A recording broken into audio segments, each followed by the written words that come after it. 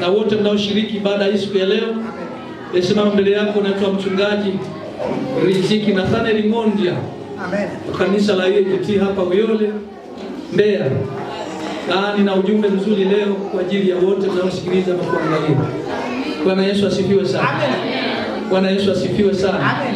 Nataka nipe maiki nyingine bwana initoshe. Bwana Yesu asifiwe. Amen. Nina ujumbe mzuri siku ya leo. Hususan tunaanza mwaka huu. Huu ni mwezi wa kwanza wa mwaka 2026. Kuna vitu ambavyo napaswa kuvielewa ili uweze kuishi maisha ya ushindi. Kuna vitu ambavyo unapaswa kuvitambua, vitu vya msingi. Na mambo ya msingi kama manne hivi. Nimeandaa ambayo Bwana amenipa niseme na wewe. Niweze kutembea katika maisha ya ushindi. 2026. Inawezekana mwaka jana na mwaka juzi umefeli katika mazingira fulani. Haimaanishi kwamba umeshashindwa moja kwa moja. Unayo nafasi tena ya kuinuka tena kwa kujifunza maarifa haya. Amen. Andiko nasema watu wangu wanaangamizwa kwa kukosa maarifa. Leo nimeandaa ujumbe wa neno la Mungu kwa ajili yako. Amen. Watu wanalia ulimwengu wa leo. Watu wana mateso. Watu wana vita. Watu wana shida kubwa sana. Wajui nani wasaidie. Leo nina ujumbe ambao Bwana amenipa kwa ajili ya wewe mwanamke na mwanamume. Kwa ajili ya watu mnaosikia na kuangalia ujumbe huu, kusikiliza ujumbe huu siku ya leo. Bwana Yesu apewe sifa sana. Zipo kanuni 4. Kuna vitu vinne, mambo ya msingi manne ambayo yatakufanya uishi kae katika maisha ya ushindi siku zote. Wala hautasumbuka, wala hautahangaika, wala hautateseka. Asante kwa kunipa maiki hii. Bwana Yesu asifiwe sana. Amen. Maisha yako wakati wote ni vita. Amen. Mkristo yoyote wakati wote maisha yake ni vita. Amen. Biblia inazungumzia kwamba vita vyetu sisi sio vya damu na nyama. Kulingana na kitabu cha Waefeso sura ya 6 mstari wa 11 na 12, maandiko yanasema vaeni silaha zote za Mungu. Amen. Kushindana kwetu sisi si juu ya damu na nyama. Amen. Bali ni juu ya falme na mamlaka, juu ya wakuu wa giza hili, juu ya majeshi ya mabaya katika ulimwengu wa roho. Kwa tunapambana katika ulimwengu wa roho na viumbe vya kiroho. Sasa ili uweze kufanikiwa katika maisha yako yote, iwe ni kwenye uchumi au afya au lolote lile, lazima katika ulimwengu wa roho uwe umeshinda. Sasa nazungumza, zipo kanuni 4 zitakazo kufanya uweze kuishi maisha ya ushindi, maisha ya furaha, maisha ya ushindi. Wakati wote unavyoishi ni vita. Nataka 2026 uishi maisha ya ushindi, ufanikiwe, Bwana kuinue, Bwana kukuze. Kuna wakati umekatishwa tamaa, kuna wakati umevunjwa moyo. Wengine hapa ni wanafunzi, wengine ni wakulima, wengine wafanya biashara, wengine wamekutana na vita mbalimbali, wengine wamekutana na magonjwa ya ajabu, wameambiwa watakufa, kwa hiyo wamekata tamaa. Nataka nikwambie naye mhubiri leo, yeye anajua yote, anaweza yote, yeye ni mwanzo na mwisho, anafahamu yote, hajawahi kushindwa, hana mshauri, na mhubiri Yesu Kristo wa Nazareth. Bwana Yesu apewe sifa. Hata wewe ambaye bado hujamwamini Yesu kwa ni Bwana Mwokozi, ujumbe huu unakuhusu. Watu wa makabila na lugha mbalimbali, watu wa dini zote, ujumbe huu unakuhusu ili uweze kuishi maisha ya ushindi.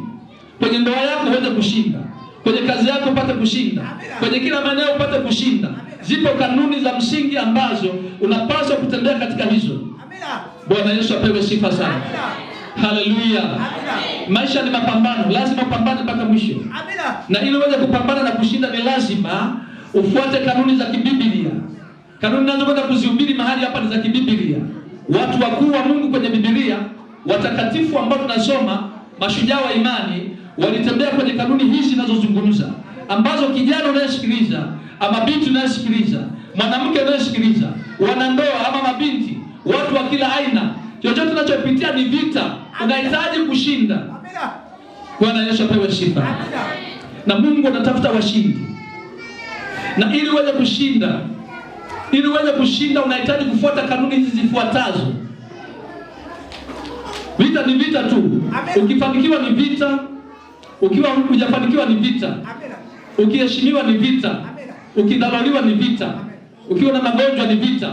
Kwenye hali zote ni vita. Lazima ujue wakati wote upo vitani na unapambana na viumbe vya kiroho. Baba tumesoma kwenye Waefeso Haleluya. Na maandiko ya somo tutakayosimamia leo ni kwenye kitabu cha Nyakati wa Pili, Mambo ya Nyakati wa Pili, sura ya 20 mstari wa kwanza mpaka mstari wa 24. Ingawa tutasoma yote, lakini elewa kwamba tutakwenda kusimamia kwenye maandiko kwenye kitabu cha Mambo ya Nyakati wa Pili, sura ya 20 mstari wa kwanza mpaka 24. Tutamwona mfalme mmoja tu, mfalme Yehoshafati. Yeye alikuwa mfalme katika nchi ya Israeli kwenye eneo la Yuda. Bwana Yesu apewe sifa. Amina. Alikuwa ni mfalme wa ile nchi ya Israeli, na kuna wakati alipata taarifa ya maadui wanaomjia kwa ajili ya kupambana naye. Alipata habari mbaya. Aliambiwa Waamoni na Wamoabi na wengine wengi tu wamejipanga kwa ajili ya kupambana na yeye. Hiyo haikuwa habari nzuri, ilikuwa ni habari mbaya. Kuna kitu alichokifanya huyo mfalme ambacho unapaswa kujifunza, ili tuweze kwa ujumla kuishi maisha ya ushindi. Kuna wakati umekatishwa tamaa, umeambiwa habari mbaya. Yamkini umeambiwa ugonjwa huo hautapona. Yamkini umeambiwa kwamba kazi yako ile hautafanikiwa.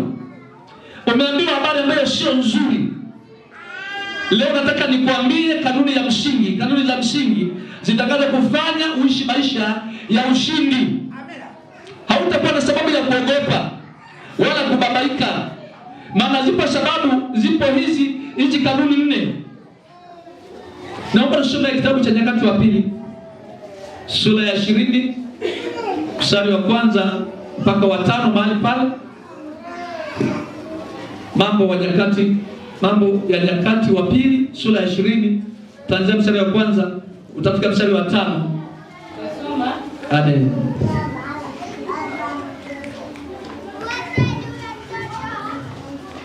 Mambo ya Nyakati wa Pili, sura ya 20 mstari wa kwanza. Tasoma kama ilivyoandikwa. Nasema, ikawa baadaye wana wa Moabu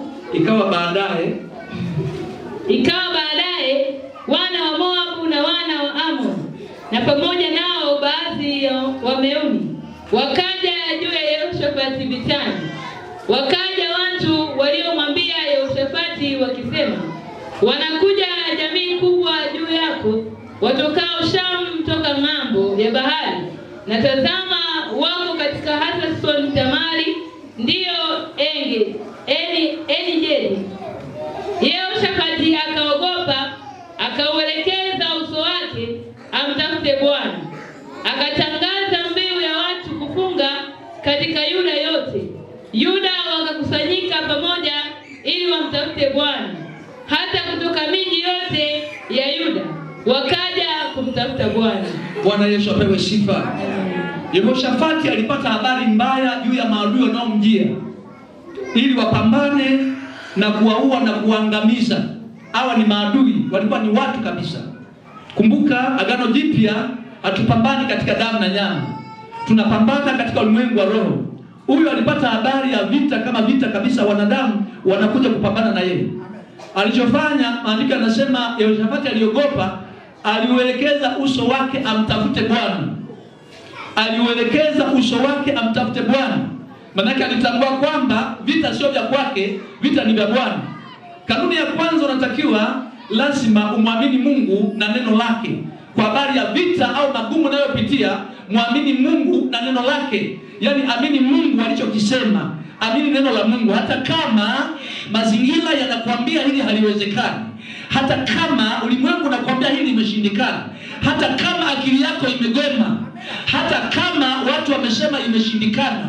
Akili ya Mungu hailingani akili ya wanadamu. Mungu akisema utapona, ndivyo inavyokuwa hivyo. Mungu akisema nimekubariki, hata watu wakikulaani hautalaanika. Mungu akikuinua hakuna wa kukushusha.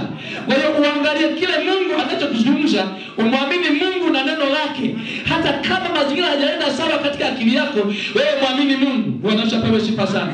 Kitabu cha Waebrania sura ya 11 mstari wa 6 kinazungumza kwamba lakini pasipo imani haiwezekani kumpendeza. Kumbe Mungu anatafuta watu wenye imani. Nataka nikuambie ujue siri ya kuamini. Yaani siri iliyojificha kwenye kuamini. Mtu asipoamini manake ni kwamba anafanya uasi.